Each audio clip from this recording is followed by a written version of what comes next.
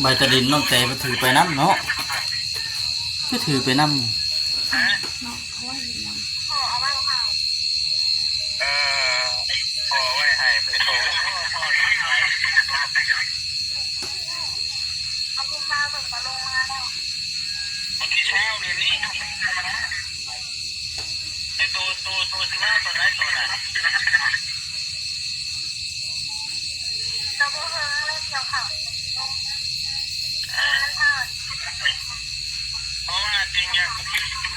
กมาให้ตัวมาแหละมาขี่มานี่ให้มันเรื่องตัวเช้านี่ได้เรื่องที่เป็นเพื่อนอยู่ข้างอยู่บ้านรถฉัน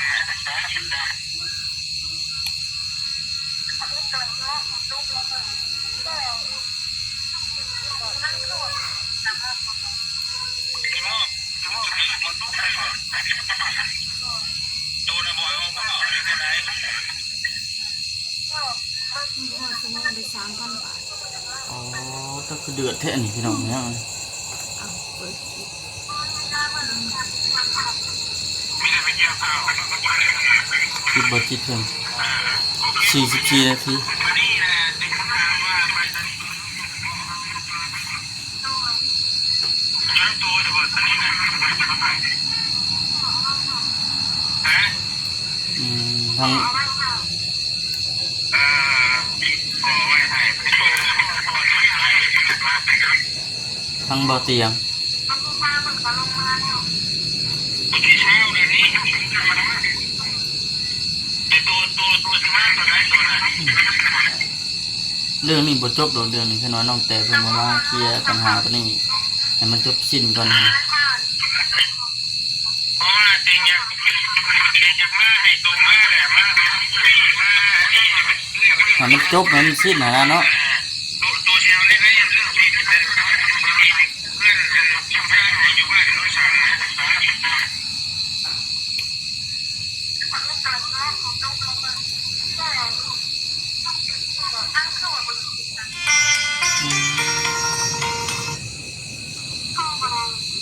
คือโทรบ่ได้ครับเพิ่นติดต่อหาเจ้าอยู่โทรมาหาทางบ่แสนเจ้าได้โทรหาบ่เตียงบ่เนาะพี่น้องเอ้ยพอดีว่าสิพากันเฮ็ดกินแล้งเพิ่นว่าทางใจเพิ่นเลื่อนขับไปเห็นในคลิปของบ่จิตเพิ่นนั่นแหละพี่น้องเนาะน้องแต่โทรมาแบบด่วนว่าซั่นโทรมาแต่ว่ามีปัญหาใหญ่พี่น้องโอ้เรื่องราวตัวนี้มันสิจบสิ้นแบบใดเด้เนาะ FC หลายๆท่านมันก็ยังรอลุ้นรอเบิ่งอยู่ติดตามเบิ่งอยู่นะว่าง่ายๆกันว่าเรื่องนี้มันสิจบแบบใดนะพี่น้องเนาะบอกเลยเดือดแย่แม่นเดือดสุดแต่เดือด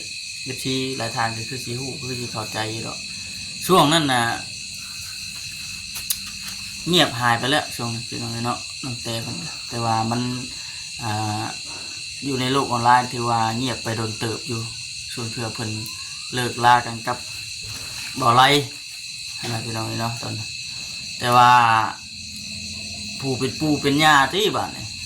เพิ่นบ่จบบ่สิ้นอยู่บ้านมันสืบสาวเป็นเรื่องเป็นราวจนฮอดปัจจุบันนี้พี่น้องเนาะแต่ว่าเมื่อนี้น่ะเห็นคลิป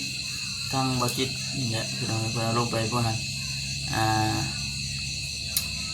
น้องแต่โทรมาหาบ่แซ่นน่ะแต่ว่ามีปัญหาใหญ่เลยพี่น้องเนาะ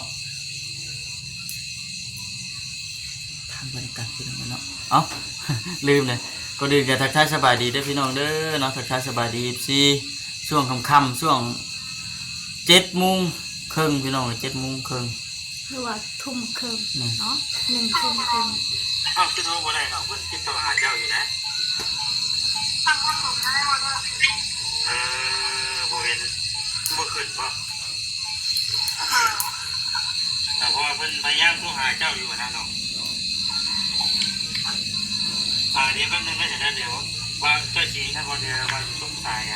หาเพิ่นเจ้าเพราะว่าเพิ่นจะคุยเรียกกับเจ้านะต้องคุยแบบกลุ่มเนาะฟังไปน้ำกันพี่น้องเนาะ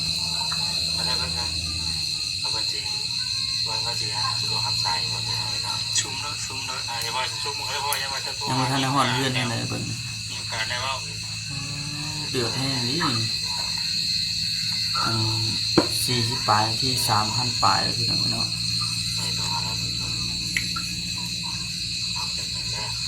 พอเป็นนี้เรียกพ่อ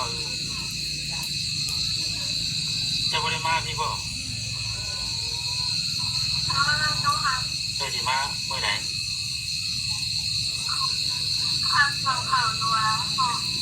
อ๋อข้าเกี่ยวเข่าอยู่ ค่าเกี่ยวเขาเดียว ข้าเกี่ยวเข่าอยู่แล้วว่าเดี๋ยวเ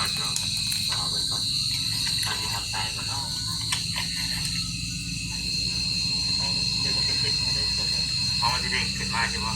โดยบนเตียงสบายดีโดยสบายดีอันตอนนี้มีน้องแต่อยู่ในสายเด้อเอ้าพ่อโดยแป๊บนึงไงมันถามแป๊บนึงโดยถามแป๊บนึงโอเคมันยังอยู่ในสายอยู่ตอนนี้นะผมมีอยู่กำลังถ่ายคลิปแป๊บนึงโดย บอกคำกระจิบ โดย เบิ่ง น้องมันจะมีวะหรือว่ากำลังนั่งบนเตียงบนเตียงแล้วนะนั่งกับใครก่อนสิชัดเลยเนาะครับถามไปถึงว่าไม่ได้ไม่มาได้สวยดิโมตานั่งบนจิตเลยเราสบายดีมันจะคุ้นเคยสบายดีเราจะไปสบายกันอยู่สบายดีเด้อเราสบายดีทุกคนเนาะ เขามันใหม่แล้วเจ้า อยากรุ่นมาเจ้ากันเลยอยากรุ่นเบิ่งเนาะอยากรุ่นพังเบิ่งเพราะว่าหลายๆที่เป็ดสิคือสีหูอยู่ดอกพี่น้องเนาะ2-3 มื้อ4 มื้อที่ผ่านมาเนี่ยแหละปัญหาเรื่องราวตัวนี้มันก็บ่จบบ่สิ้นนะครับพี่น้องมันเกิดปัญหาใหญ่แก้ไขยังบ่ทันตกเดือนนี้นะ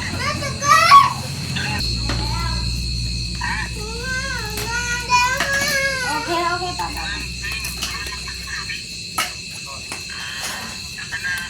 มาสอบตลอด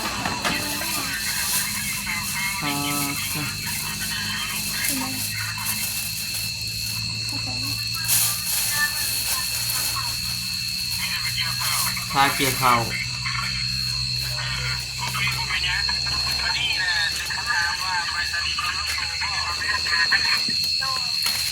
ใบตะดินน้องแต่มาถือไปน้ำเนาะก็ถือไปน้ำ เนาะเขาว่าอย่างนั้น พอไว้ให้เป็นโต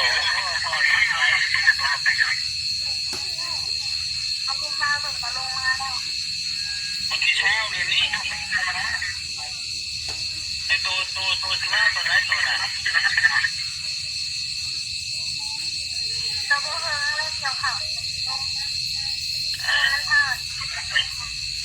เพราะว่าจริงอยากมาให้ตัวมาแหละมามานี่เรื่องตัวเช้านี่ได้เรื่องมีเป็นเพื่อนอยู่ท่าไหนอยู่บ้านรถฉัน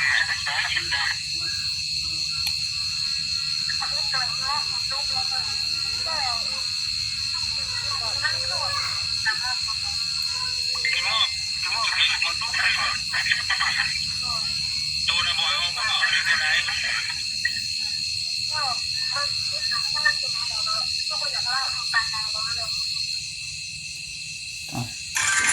โฆษณาคุยกับสายกันยังบกคักสมันคุยตัวหนาเนาะ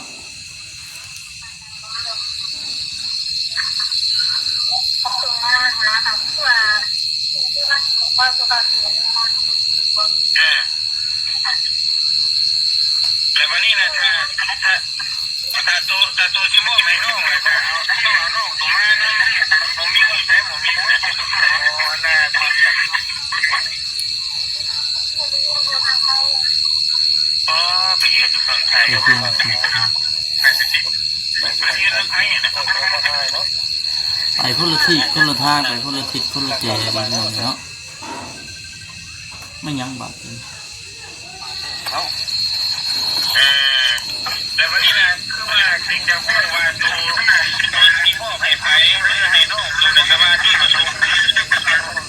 เสียงลูกกุ๊กกวยว่างกันเด้อ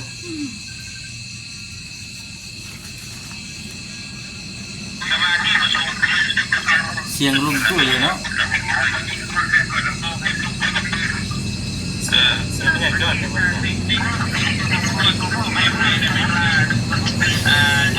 ไม่เกินเล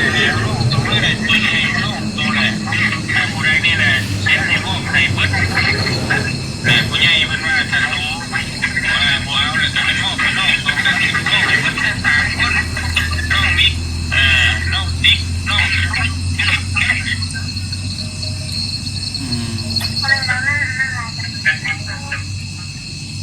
ี่นั่นแหละเพราะว่า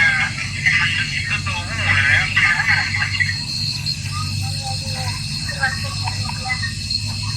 อะไรก็จริงอยู่บ้านจริงมาบ้านแล้วอะไรพอดีจริงมาจะใส่เลยผู้ใหญ่ผู้ใหญ่เขาไปเมื่อไหร่ไปมาเรื่องราวมันจะตึกน้องอยู่เลยเพราะว่าจะเล่นเกี่ยวกับผมก็เรื่องราวมันเป็นไหนจะว่าตอนนี้มันคือตัวเห็นในคลิปแหละจริงก็มันก็ได้ในผู้ย่าตัวนั้นใครว่าเป็นผู้ใหญ่ผู้ใดเห็นในคลิปคนนี้ก็ไล่เนี่ยว่าน้องตุ๊กน้องนี่แหละมันมีสิทธิ์มันมีสิทธิ์อยู่เบื้องหลังนี่ยังประมาณนี้แหละแต่ติ๊กเข้าไปเบื้องวันนี้เข้าไปใกล้เมียเบื้องเลยที่น้องตัวนั้นไปนอนอยู่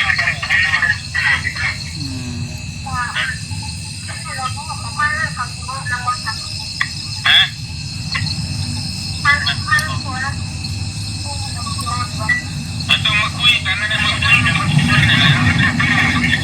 เพราะว่าตอนนี้นะเขาว่าในคลิปนะเขาว่าตัวเราแต่ถ้าว่าเขามองก็เป็นคลิปที่ดูพ่อมันกล้าไปอยู่บนนั้นเนาะในการมอบในการเขียนเอกสารเนี่ยมันจะตัวตรงมานะมันเป็นชื่อตัวอายุได้หันแหละเอกสารตัวต้องออกมาประมาณนั้น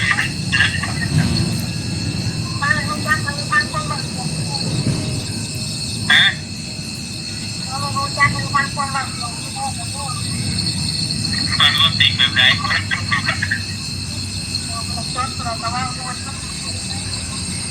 ็นั่นแหละเดี๋ยวพอไปยังมันปัญหามันแต่ว่าตัวก็บอกจริงนะตัวก็บอกจริงนะครับเนี่ยมันเป็นอย่างตัวบอกจริงเลยจริงครับ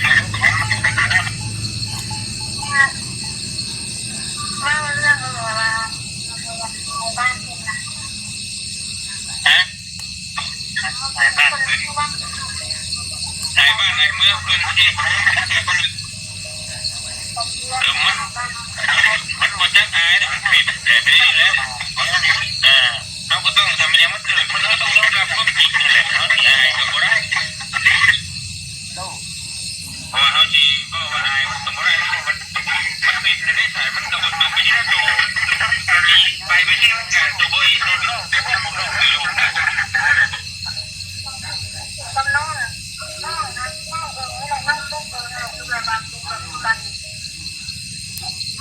เราตุ๊กเองดีนะมันเป็นแบบนี้เอา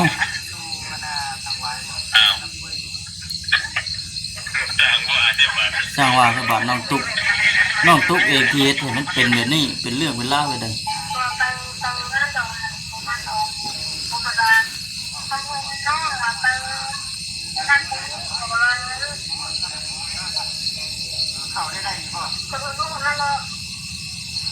ตัวลงว่าตุ๊กเจอเพราะเรามัน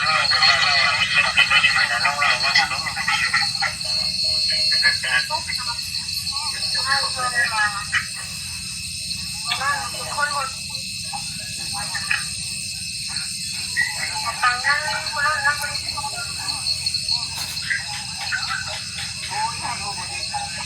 น้องตุ๊กนะว่าน้องตุ๊กนะว่าเอ้ยมาจะมาว่าเอ้ยนี่ค่ะป้าเป็นคนบุดี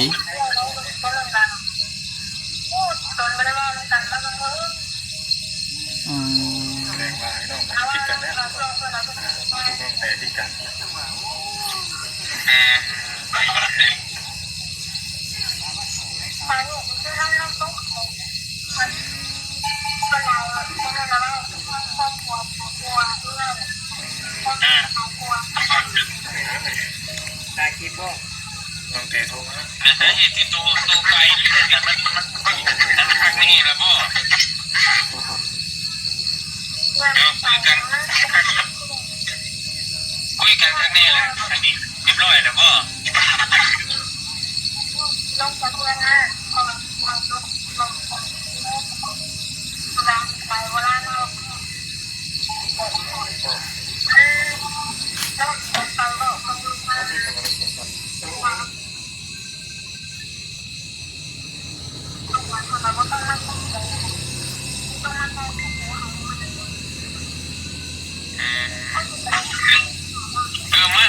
มาเหยียบผมมาเหยียบไม่ยากหรอกบ้านยาตัวเดินยาตัวแต่เขาต้องเอาเรื่องดินนี่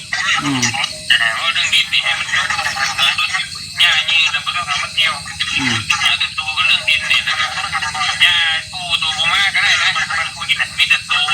ก็มาไล่อ๋อง่ายปูง่ายเลยว่ามีชิดเกี่ยวของเลยเนาะดินตอนนั้นนะ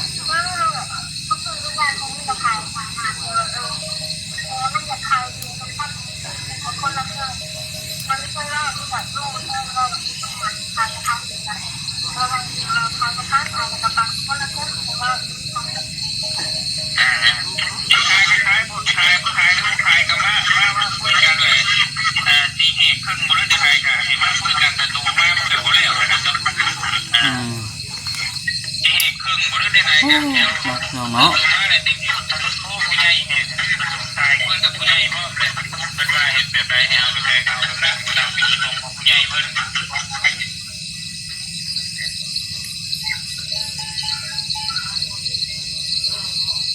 ตัวที่ขึ้นมาแล้วอะไรที่ขึ้นมาอยู่แล้วหรอวะไม่ตัวแต่ว่า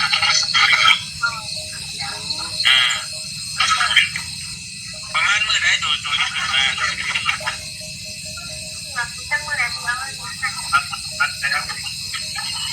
หาเงินเดือน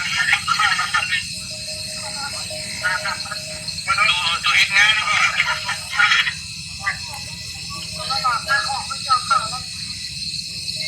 อะไรก็ตัวไปเฮ็ดเวียกยังอยู่คนนั้น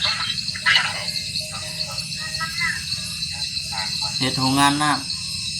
ำเคียงบุรุษทุกตัวอยู่พี่น้องมันบนกันทุกนั่นนอกตัวถือว่านักเติบหนึ่งพี่น้องเนาะ